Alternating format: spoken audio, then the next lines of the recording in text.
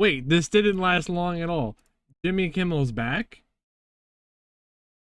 Disney is bringing him back on the air tomorrow. ABC says in a statement that we made the decision last week to suspend production to avoid further inflaming a tense situation at an emotional moment. But now, after having thoughtful conversations with Jimmy, the ABC says we reached the decision to return the show on Tuesday. So Kimmel's getting back to work. All right, so he got a slap on the wrists. Wow, Brian, that is significant, especially given that some of the players outside of Disney in a corporate setting, like Nexstar and Sinclair, they essentially have deals that allowed them to preempt his show, and that's part of the reason that it was suspended. Yeah. Do we know how they might react to this? We don't, and that becomes the big question now.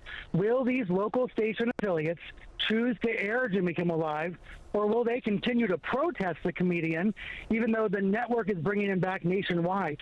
ABC does gently chastise Kimmel in this statement. The statement says, quote, the decision to suspend him, we made it because we felt some of the comments were ill-timed and thus insensitive. So they're very gently saying they disagreed with Kimmel last week, but obviously they're bringing him back as of tomorrow.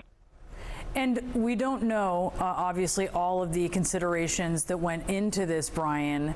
But I would say leaders, obviously, at ABC and Disney have had the benefit of a few days of feedback. Yeah. Including from Disney employees who were very disturbed, including from Hollywood stars and showrunners, the kind of people Disney wants to work with, and from free speech groups, politicians, even some Republican politicians like Ted Cruz. We know the condemnation of Disney has been widespread. Now, what we don't know yet is what the counter reaction will be from President Trump and his allies. That's a really good point. Brian, please stand by. Terry, your reaction to this news? It's great news. It's great news. And I think you're absolutely right, and Brian is absolutely right. This was a community standing up for the rights of Jimmy Kimmel and all people who speak in public, entertainers and journalists and all of them. And it worked, at least with the head of Disney. And it makes good sense because they would have won in court. One thing that gets lost in this, you do not lose your First Amendment rights because you have a broadcast license. The Supreme Court has been clear on this. The government cannot take your license because of speech they don't like.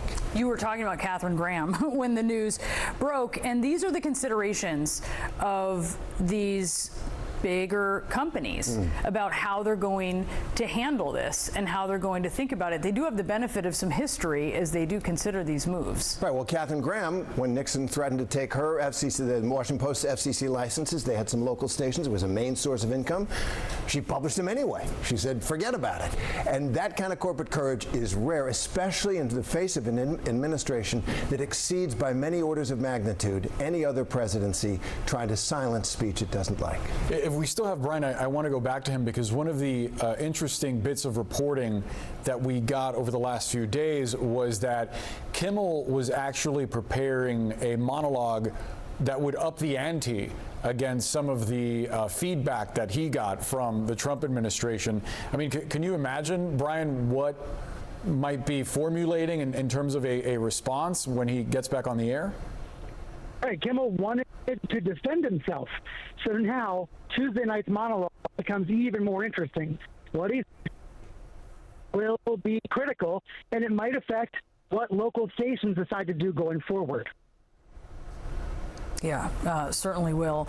I want to know what you think, Terry, about just sort of the moment that we are in when it comes to free speech. And I also want to play a moment from the White House press briefing today. This was a correspondent for Turning Point USA Frontline, associated with the group that Charlie Kirk founded, who asked the White House press secretary what her message is to Americans who are too afraid to express their beliefs. Here's a brief part of what Caroline Levitt said.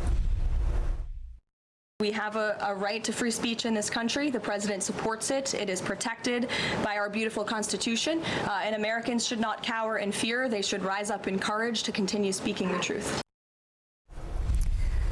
What do you think about what you're hearing from the White House there as we just get this news that Jimmy Kimmel will return to air tomorrow night? Right. Well, see what the White House says. Everybody should speak up except the ones that the president doesn't like. He just barked at my former colleague, Jonathan Karl. Maybe we'll come after you because I don't like the content of your news coverage. All of this is bedrock First Amendment rights that we all have. And I think they've overreached here. Most Americans, even many who support President Trump, did not like the kind of gangster talk that the head of the FCC said, yeah, you can do this the easy way, you can do it the hard way.